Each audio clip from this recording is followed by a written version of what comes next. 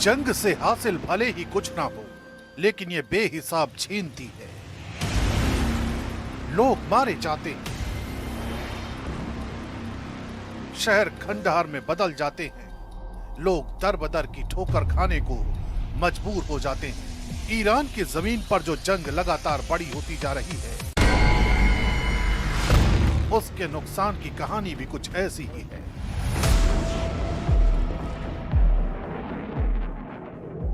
America के मजबूत defence system ने उसे बड़े हमलों से बचा लिया, यानी जमीन पर अमेरिका को झटका कम लगा। लेकिन असली कहानी यहाँ नहीं है, आगे है, जहाँ नुकसान रुपयों में दिखता है। अब बात करते हैं। अमेरिका इस जंग में रोज करीब 7,000 से 8,500 करोड़ रुपए खर्च कर रहा है। सोचिए, ये रकम भारत के कई राज्यों के सालाना बजट के बराबर है। और इसके पीछे सबसे बड़ी वजह है, ईरान के सस्ते ड्रोन गिराने के लिए अमेरिका को करोड़ों के मिसाइल इस्तेमाल करने पड़ रहे हैं। यानी हर दिन पैसा आग की तरह जल रहा है। इजराइल की कहानी भी ऐसी ही है।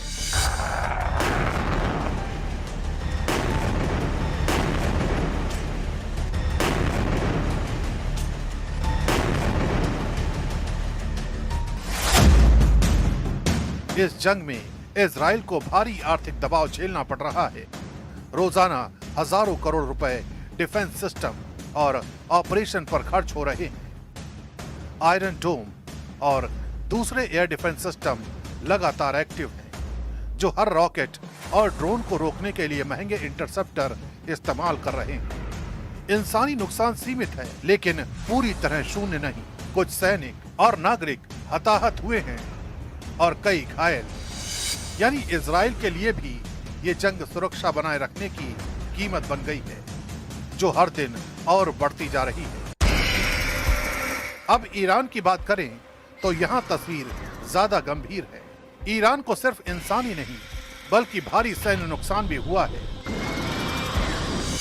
रिपोर्ट के मुताबिक 190 से ज्यादा मिसाइल लॉन्चर तबाह किए गए, कई ड्रोन सिस्टम और नेवी शिप भी तबाह हुए।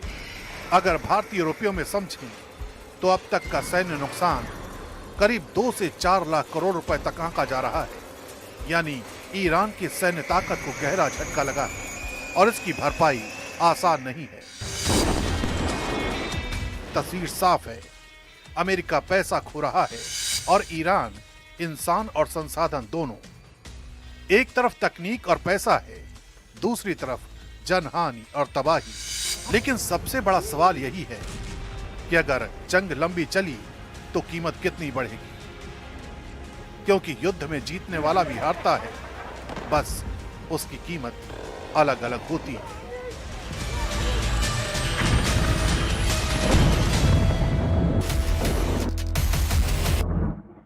बीच बड़ी जानकारी सामने आई, जहां इजराइल के ईरान पर हमले और भी ज्यादा तेज हो चुके हैं।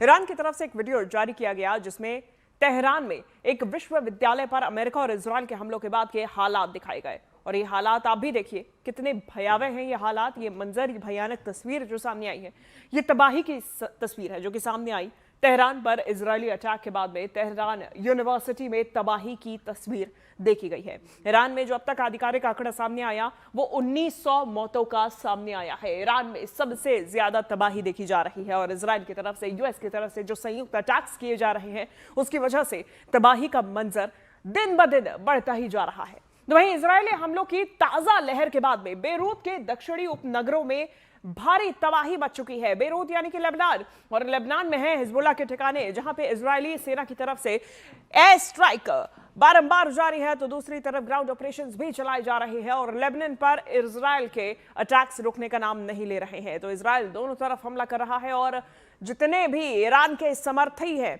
यानी कि हुती, अब जो कि खोल के इस पूरी जंग में सामने आ गए हैं, और दूसरी तरफ हिजबुल्लाह, इन पर भी लगातार इजराइल की तरफ से हमले जारी हैं। और लेबनान की जो तस्वीरें सामने आ रही हैं, वो भी भयावह है, क्योंकि लेबनान में भी अब रिहायशी इलाके तक तबाह हो रहे हैं। इजराइल की तरफ से जो हमले जारी हैं, वो बेरोक टोक लेबनान की सीमा पार दक्षिणी लेबनान, जो कि बेरूत, दाहिए, नाबा, ये तमाम इलाके हैं, यहां हिजबुल्लाह के ठिकानों पर इजराइल की तरफ से हमले जारी हैं।